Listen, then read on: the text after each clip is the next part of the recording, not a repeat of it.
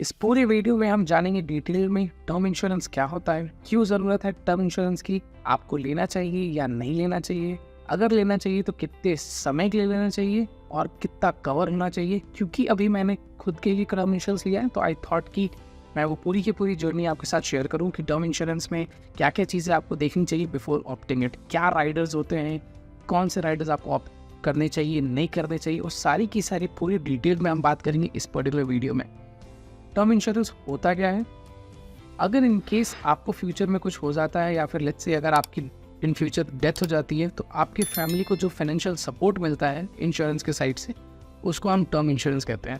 Term insurance क्यों लेना चाहिए, इसका सीधा सा सिंपल सा आंसर यही है कि अगर इन केस आप अपने फैमिली के सिंगल अर्नर हो या आपकी फैमिली आपके अर्निंग पर डिपेंड करती है तो उस केस में आपके एब्सेंस में या आपकी अगर इन केस डेथ हो जाती है या आपके एब्सेंस में आपकी फैमिली को जो फाइनेंशियल सपोर्ट चाहिए होती है वो आपको टर्म इंश्योरेंस प्रोवाइड करती है। सेकंड, वो लोग आते हैं जिनके पेरेंट्स रिटायर हो चुके हैं, जो आज के डेट में सिर्फ और अपनी फैमिली के लिए वो सिंगल अर्नर बने हुए हैं, तो उनको भी 110% ऑप्ट करना चाहिए। मैंने जो टर्म इंश्योरेंस ले रखा है, अगर इन केस मुझे कुछ हो जाता है in future before the age of 60 years तो मेरी फैमिली को 5 करोड़ का सम अमाउंट मिलेगा जो कि डिस्ट्रीब्यूट होगा मेरे पेरेंट्स और मेरी वाइफ के बीच में। तो आप ऐसे भी सोच सकते हो कि आपके एब्सेंस में अगर आपकी फैमिली को कोई भी फाइनेंशियल सपोर्ट की ज़रूरत होती है तो वो टर्म इंश्योरेंस के थ्रू वो पूरा कर सकते हैं आपके एब्सेंस में। होता क्या है, जब भी किसी भी फैमिली मेम्बर या लेट्स से जो सिंगल अर्नर होता है उसका अगर डेथ हो जाता है या अगर वो परमानेंट डिसेबिलिटी पे चला जाता है तो उसकी जो फैमिली होती है उनको बहुत सारी चीज़ें झेलनी पड़ती है। हो सकता है कि बच्चों के स्कूल चेंज हो जाते हैं, हो सकता है कि आपकी वाइफ को जॉब डेस्परेटली ढूंढना पड़ता है ताकि वो अपने डे टू डे लाइफ को मैनेज कर पाए, आपके फाइनेंशियल सपोर्ट को मैनेज कर पाए, आपके पेरेंट्स को मैनेज कर पाए, आपके पेरेंट्स बहुत डिस्ट्रेस में आ जाते हैं। ये सारी चीज़ें सोच के मैंने टर्म इंश्योरेंस लिया था कि जब भी मुझे अगर इन केस कभी भी कुछ भी होता है तो मेरे फैमिली को पर्टिकुलर सम अमाउंट जो है वो दिया जाएगा, जिससे कि वो सारे बेसिक नीड्स, सारे खर्चे, सारी चीज़ें उसमें स्टेबल हो जाएंगी। जब आप ये डिसाइड कर लेते हो कि आपको टर्म इंश्योरेंस लेना चाहिए तो आपके मन में नेक्स्ट जो लॉजिकल क्वेश्चन आना चाहिए वो ये आना चाहिए कि अगर मैं टर्म इंश्योरेंस ले रहा हूँ तो मैं कितने साल के लिए लूँ या मैं क्या राइटिंग है उसके लेने की। अगर आप मेरी पहली हेल्थ इंश्योरेंस वाली भी वीडियो देखे होगे या फाइनेंशियल प्लानिंग वाली भी वीडियो देखे होगे तो उसमें मैंने बहुत ही एम्फसाइज किया है कि जब आप हेल्दी लाइफस्टाइल में हो या जब आप हेल्दी हो, जब आप यंग हो तो वो सबसे अच्छी एज होती है किसी भी टाइप के इंश्योरेंस को लेने के लिए। क्यों मैं ऐसा बोल रहा हूँ, क्योंकि जब आप यंग एज में हेल्थ इंश्योरेंस लेते हो या लेट्स से जब आप हेल्दी होते हो तब आप इंश्योरेंस लेते हो किसी भी टाइप का, it's not only term insurance, health insurance भी, तो आपको बहुत ही कम प्रीमियम में बहुत सारा कवर मिलता है। एक तो ये बेनिफिट है। सेकंड, जब आप हेल्दी होते हो तो आपकी जो इंश्योरेंस की जो प्रीमियम होती है पर मंथ वाली वो भी बहुत कम होती है। अगर लेट्स से आपको कोई बीमारियां आने लगी तो ऑब्वियसली जब बहुत सारे जो हेल्थ इंश्योरेंस कंपनी होते हैं या टर्म इंश्योरेंस वाली कोई कंपनी होती है उनका जो प्रीमियम होता है वो ऑटोमेटिकली बहुत हाई हो जाता है। तो इट्स बेटर कि जब मैं हेल्दी हूँ, जब मैं यंग हूँ तो कम प्रीमियम पे ही मैं अपने पूरी की पूरी कवर अमाउंट को लॉक कर दूँ। So this is the best age to start with. अगर आप 20s में हो या अगर आप 30s में हो तो आपको जल्द से जल्द स्टार्ट कर लेनी चाहिए अपनी health insurance as well as term insurance. अब हमें जब समझ में आया था कि क्या राइट एज है टर्म इंश्योरेंस खरीदने की, तो नेक्स्ट लॉजिकल क्वेश्चन जो आना चाहिए आपके दिमाग में कि हमारा जो टर्म इंश्योरेंस है वो कितने साल का होना चाहिए या कितने साल तक आपको कवर देना चाहिए। क्योंकि अगर आप जाओगे मार्केट में अपने एजेंट से बात करने तो उनसे अगर आप पूछोगे कितने साल तक ले लो तो वो डायरेक्टली बोलेंगे कि आप होल लाइफ के लिए ले लो या फिर आप 100 ईयर्स के लिए ले लो। ये सुनने में तो बहुत अच्छा लगता है लेकिन आप जब कैलकुलेशन करोगे तो आपको लगेगा कि नहीं यार, ये मुझे कवर उतना ही चाहिए जब तक कि मेरी जो भी लाइबिलिटीज़ है वो ख़त्म ना हो जाए, तब तक मुझे कवर्ड रहना है। लाइबिलिटीज़ या रिस्पॉन्सिबिलिटीज़ कैसे समझते हैं कि कब तक ख़त्म हो जाएगा या कब तक आपकी रिस्पॉन्सिबिलिटीज़ बनी रहेगी। एक वे ये है जो टाइम ड्यूरेशन है कवरेज का कैलकुलेट करने का कि जब तक आप जॉब में हो या जब तक आप रिटायर ना हो जाते हो तब तक ये पूरी की पूरी इंश्योरेंस आपको कवर करनी चाहिए। रिटायरमेंट एज तक ये क्यों करना चाहिए, क्योंकि जैसे ही आप रिटायरमेंट एज अप्रोच करते हो या जब आप रिटायर होते हो तो आपके पास बहुत सारी चीज़ें अनलॉक हो जाती हैं।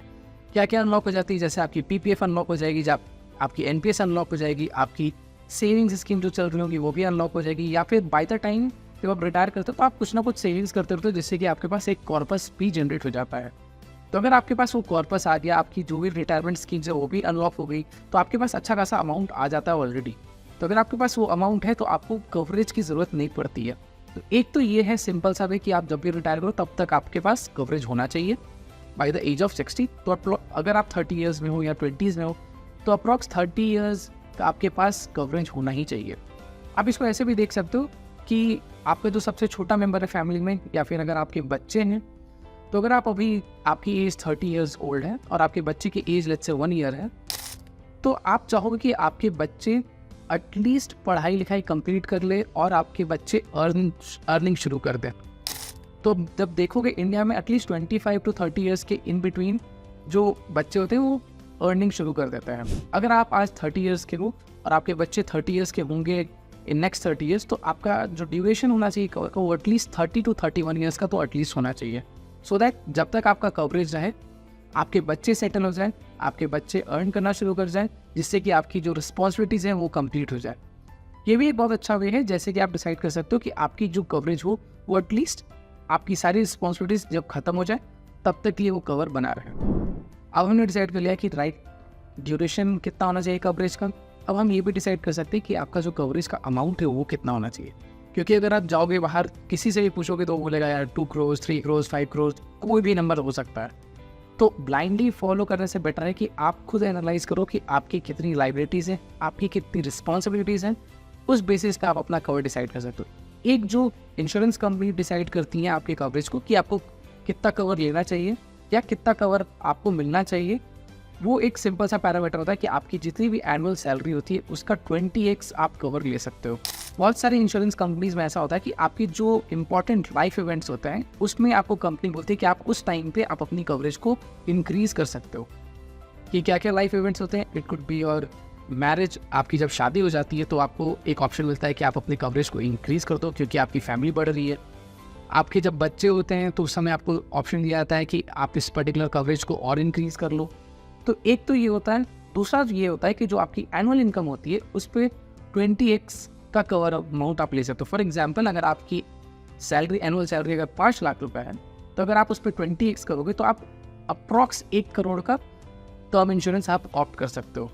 इसको आप ट्विक भी कर सकते हो, that's up to you. But ideally जो मैंने मेथडोलॉजी यूज़ करी थी वो मैं आपको बताता हूँ। मैंने क्या करा था, एक नॉर्मल से पेन एंड पेपर पर सिंपली राइट डाउन करा था कि मेरी लाइबिलिटीज़ क्या है, मेरे पास अभी जो मेरे खर्चे चलते हैं वो क्या होंगे। फॉर एग्जांपल मुझे रेंट देना है, मुझे ग्रोसरी जाना है, तो वो मेरी जो डेली के खर्चे हैं, जो मेरी मंथली बजट है वो कितना है। जो मेरे पास लाइबिलिटीज़ है, जैसे मैंने होम लोन ले रखा है, मैंने कार लोन ले रखा है, या फिर मेरे पास एजुकेशन लोन है या किसी भी टाइप का लोन है, या मेरे पास पर्सनल लोन है, वो सारे लोन्स का कितना अमाउंट बचा हुआ है या कितना अमाउंट का मैंने लोन लिया था, वो सारे की सारी चीज़ें यहाँ पे अकाउंट होंगी और ये सारी चीज़ें आपको हेल्प करेंगी आपके कैलकुलेशन में। थर्ड जो मैंने देखा था, मैंने ये देखा था अब मेरे पेरेंट्स हैं, मेरे पेरेंट्स ओल्ड एज हैं, अगर इन केस फ्यूचर में उनको हॉस्पिटलाइजेशन की ज़रूरत पड़ती है या उनको हेल्थ केयर की ज़रूरत पड़ती है या उनके वेलबींग के लिए उनको कुछ चाहिए होता है, तो वो सारी चीज़ें भी आप यहाँ पे कैलकुलेट कर सकते हो। कोर्स में आप क्या इवेलुएट कर सकते हो, आप ये इवेलुएट कर सकते हो कि अगर आपके बच्चे हैं तो उनकी पढ़ाई कितनी हो चुकी है या उनको पढ़ाई कंप्लीट करने में कितना टाइम लगने वाला है या उनके पढ़ाई के खर्चे कितने होने वाले हैं। ये सारी चीज़ें जब आप कैलकुलेट करोगे तो आपको एक सम अमाउंट मिलेगा। आपको क्या करना है, ये पर्टिकुलर सम अमाउंट को 6% इन्फ्लेशन के रेट पे आपको एडजस्ट करना है ईयर ऑन ईयर, और आपके पास जब अमाउंट जो आपके पास आएगा उस अमाउंट से थोड़ा सा ज़्यादा आपको अपना कवर अमाउंट लेना है। ये तो सारे हमने बात करी थी क्या क्या इंक्लूड होना चाहिए आपके कैलकुलेशन में जब आप कैलकुलेट करते हो अपने कवरेज अमाउंट को। नेक्स्ट हम बात करते हैं कि आपको क्या क्या चीज़ें कैलकुलेट नहीं करनी चाहिए, क्या क्या चीज़ें आपको एक्सक्लूड करना है while calculating this cover amount. तो वहाँ पे जो सबसे बड़ा चीज़ होता है वो होता है जो भी आपकी लग्जरीज है। आप कोई महंगे होटल में जाते हो रोज डाइन आउट करने, या फिर आप कोई इंटरनेशनल वैकेशन पे जाते हो, या कोई आप किसी लग्जरी होटल्स में, तो वो सारी की सारी जो भी लग्जरी होती हैं उनको आपको रूल आउट करना है। क्योंकि जो इंश्योरेंस का मेन पर्पस होता है वो यही होता है कि आपके एब्सेंस में जो भी बेसिक नीड है या जो भी फाइनेंशियल सपोर्ट रिक्वायर्ड है आपकी फैमिली को, वो आपकी फैमिली को मिले। तो आपको ये चीज़ बिल्कुल भी ध्यान रखनी है, क्योंकि जैसे ही आप अपना कवर अमाउंट बढ़ाते जाओगे तो आपका जो प्रीमियम होता है वो भी बढ़ते जाता है। तो ये चीज़ें आपको ध्यान में रखनी है। नेक्स्ट आता है जीरो कॉस्ट प्लान। आपने सुना होगा या फिर आपने सुना होगा मनी बैक प्लान। तो इसका सीधा सा मतलब यही है कि जो आपको जो इंश्योरेंस मिलनी है वो तो मिल जाती है और आपका जो पैसा है वो भी वापस आपको मिल जाता है। तो अगर आप इसको देखोगे तो सुनने में तो काफ़ी अच्छा लगता है, बट आप रियल लाइफ में जब इसको अप्लाई करोगे, आप अपना थोड़ा सा अगर दिमाग यूज़ करोगे तो आपको इसमें पता चलेगा कि इसमें बहुत बड़ा झोल है। झोल क्या है कि आप जैसे ही देखोगे जो नॉर्मल प्लान होते हैं और जो मनी बैक प्लान होते हैं, जो मनी बैक प्लान होते हैं उसमें आपको ऑप्शन मिलता है कि आप कुछ टाइम तक सम इंश्योर्ड रखो और उसके बाद आप अपने पॉलिसी को फॉरगो कर सकते हो या फिर आप उसको सरेंडर कर सकते हो। जैसे ही आप सरेंडर करते हो या फॉरगो करते हो तो आपको जो आपने जितनी भी प्रीमियम पे करी है उस पर्टिकुलर टाइम पीरियड तक, तो वो पूरी की पूरी जो प्रीमियम होती है वो आपको वापस मिल जाती है। तो ये एक आपको ऑप्शन मिलता है। ये सुनने में तो काफ़ी अच्छा लगता है, बट अगर आप यहाँ पे देखोगे हम बहुत बड़ी चीज़ यहाँ पे मिस कर रहे हैं, वो होता है अपॉर्चुनिटी कॉस्ट। अपॉर्चुनिटी कॉस्ट हम कैसे मिस कर रहे हैं? जो नॉर्मल प्लान्स होते हैं टर्म इंश्योरेंस के और जो मनी बैक प्लान हो गया या नो कॉस्ट प्लान हो गए, उसकी जो प्रीमियम होती है उन दोनों में डिफरेंस होता है एटलीस्ट 15 to 2000 रुपीज़ का। ये मैं बहुत ही जनरल चीज़ें बता रहा हूँ। जहाँ पे अगर लेट्स से नॉर्मल प्लान 1000 रुपये का आ रहा है तो आपका जो मनी बैक प्लान होगा वो कम से कम 2000 से 2500 के पास ही आएगा मंथली प्रीमियम। तो अगर आप देखोगे 2000 या 2500 का जो डिफरेंस आ रहा है या 2000 का भी डिफरेंस आ रहा है, तो उसको अगर आप फॉर एग्जांपल कोई नॉर्मल से म्यूचुअल फंड में डाल देते हो जिसमें आपको इंडेक्स म्यूचुअल फंड में 12% का रिटर्न आ रहा है, तो वहाँ से आप एक अच्छा कॉर्पस जनरेट कर सकते हो। या फिर उसी सम अमाउंट को अगर आप फिक्स डिपॉजिट में डाल देते हो एट द रेट ऑफ 6%, जहाँ पे आपको कोई रिस्क नहीं लेना है, वहाँ पे भी आपके पैसे जो है अच्छा कॉर्पस जनरेट कर लेते हैं। तो मैं बस यही समझाने की कोशिश कर रहा हूँ कि जब आपके पास मनी बैक प्लान होता है, जो आपके पास पैसे वापस आते हैं जैसे 10 साल बाद या 15 साल बाद, वो अच्छा तो लगता है कि हाँ बहुत सारे पैसे आ गए, बट अगर आप वहाँ पे देखोगे अपॉर्चुनिटी, तो आपने बहुत बड़ी अपॉर्चुनिटी मिस करी है वहाँ पे। यहाँ पे वो पैसे जो हैं वो आपके पास आ रहे हैं एक तो जीएसटी काट के, क्योंकि जीएसटी ऑब्वियसली गवर्नमेंट ले गया, वो तो वापस देंगे नहीं, राइट। तो जो भी रिमेनिंग अमाउंट होता है वो अमाउंट पे बिना किसी इंटरेस्ट के आपको दी जाती है, तो पूरा का पूरा आपके पास अमाउंट आता है। कुछ लोगों को ये प्लान बहुत अच्छा लगता है, जिसकी वजह से वो ऑप्ट आउट करते हैं कि हाँ चलो एटलीस्ट कुछ सालों बाद मेरे पास पैसे आ गए। बट अगर आप थोड़ा सा ब्रेन लगा के आप दिमाग लगाओगे ये चलो ठीक है, मुझे जो भी पैसे अगर मैं यहाँ पे प्रीमियम हाई पे कर सकता हूँ, वो सेम अमाउंट को मैं मंथली बेसिस पे इन्वेस्ट कर देता हूँ, तो वहाँ पे आप अच्छे खासे रिटर्न जनरेट कर सकते हो। बट हाँ, जैसा कि मैंने कहा कि यहाँ पे कॉल आपको लेना है कि आपको कौन सा प्लान पे जाना है। बट मैं यही सजेस्ट करूँगा कि आप नॉर्मल सा प्लान ले, कोई भी एंडोमेंट प्लान नहीं ले, कोई भी मनी बैक प्लान नहीं ले, आपको नॉर्मल टर्म इंश्योरेंस लेना है। इसमें आपकी प्रीमियम कम होगी, आप अमाउंट दोगे, आपको उतने का कवरेज मिलेगा। अगर आपको कुछ नहीं होता है इन फ्यूचर, तो आपको कोई भी पैसे वापस नहीं मिलेंगे। तो ये बेस्ट प्लान होता है। सुनने में काफ़ी स्टूपिड लगता है, बट आपको मैंने जो रीजनिंग एक्सप्लेन करी है कि अगर आप उसी सम अमाउंट को आप इन्वेस्ट करते हो तो आप उससे ज़्यादा कॉर्पस जनरेट कर सकते हो। नेक्स्ट आता है जो हम राइडर्स देखते हैं, तो आपको कुछ राइडर्स 110% इंक्लूड करना है, जो कि मैंने भी इंक्लूड करे अपने इंश्योरेंस लेने के टाइम। जो पहला राइडर होता है वो होता है एक्सीडेंट कवर। एक्सीडेंट कवर में क्या होता है कि जो आपने इंश्योरेंस लिया वो तो आपको अमाउंट मिलता ही है, प्लस उसके ऊपर आपको एक्सीडेंट कवर भी मिलता है। तो ये बहुत अच्छी चीज़ है जो कि इंक्लूड होना चाहिए आपके टर्म इंश्योरेंस में। सेकंड जो आपके इंश्योरेंस में होना चाहिए वो होना चाहिए क्रिटिकल इलनेस का कवर या फिर क्रिटिकल इलनेस का राइडर। क्रिटिकल इलनेस का सीधा सा मतलब ये होता है कि अगर आपको कोई लाइफ थ्रेटनिंग डिजीज़ है या कोई क्रिटिकल इलनेसेस है जैसे कैंसर, तो आप अगर उसमें काम नहीं कर पा रहे हो तो आपको जो कवर अमाउंट है वो दी जाती है as a financial support. Third जो आपके पास होना चाहिए वो होना चाहिए waiver of premium. Waiver of premium मतलब क्या होता है? अगर इनकेस आपको कुछ हो जाता है और आपको बेड रेस्ट हो जाती है और आप काम नहीं कर पा रहे हो, ऑफिस नहीं जा पा रहे हो, आप अर्न नहीं कर पा रहे हो, तो उस केस में आपकी जो प्रीमियम होती है वो पूरी की पूरी वेव ऑफ हो जाती है, तो आपको प्रीमियम देने की ज़रूरत नहीं होती है वहाँ पे। तो ये तीनों राइडर तो आपके पास 110% होना चाहिए। उसमें और भी आप देखोगे तो और भी कुछ राइडर्स होते हैं, वो राइडर्स आपके ऊपर है, वो आप लेना चाहो तो ले सकते हो, बट ये 3 राइडर्स तो आपके टर्म इंश्योरेंस में ज़रूर से ज़रूर होनी चाहिए। तो हमने सारी चीज़ें जब डिस्कस करने की, कवर क्या होना चाहिए, टाइम क्या होनी चाहिए, राइडर्स क्या क्या होनी चाहिए, अब हमारा जो मेजर क्वेश्चन आता है वो होता है कि हमें डिसाइड कैसे करना है कि कौन सी कंपनी का जो टर्म इंश्योरेंस है वो अच्छा होता है या कौन सी कंपनी का अच्छा नहीं होता है। तो कैसे सेलेक्ट करें? इतने सारे ऑप्शंस हैं हमारे पास, कैसे सेलेक्ट करें? जो नंबर 1 पैरामीटर आपको देखना है किसी भी हेल्थ इंश्योरेंस की कंपनी में, वो देखना है आपको claim settlement ratio. Claim settlement ratio आपको ये बताता है कि अगर एक कंपनी के पास 100 क्लेम्स आए हैं तो उसमें से कितने सारे क्लेम उसने सेटल कर दिए हैं। तो ये ज़रूर आपको देखना है कि क्लेम सेटलमेंट रेशियो एक कंपनी का एटलीस्ट 98.5% के ऊपर ही होना चाहिए। इसमें एक चीज़ और रूल ये होता है कि क्लेम सेटलमेंट रेशियो आपको पूरी की पूरी क्लियर पिक्चर नहीं देता है। क्यों नहीं देता है? क्योंकि फॉर एग्जांपल अगर मेरे पास 100 क्लेम्स आ रहे हैं तो मैं जो कम पैसे वाले जो 100 क्लेम्स हो कि मैं उसको सेटल कर दूंगा, बाकी जो 2% का क्लेम है वो मैं नहीं करूँगा, तो भी जो मेरा क्लेम सेटलमेंट रेशियो वो 98% रहेगा, राइट। इसी के बाद हम एक और मैट्रिक्स देखते हैं जिससे कि हम ये जान पाए कि वो जो अमाउंट सेटल हो रहा है वो कितने का अमाउंट सेटल हो रहा है। या कितने परसेंटेज ऑफ अमाउंट जो है वो हायर अमाउंट के सेटल हो रहे हैं या कम अमाउंट वाले सेटल हो रहे हैं।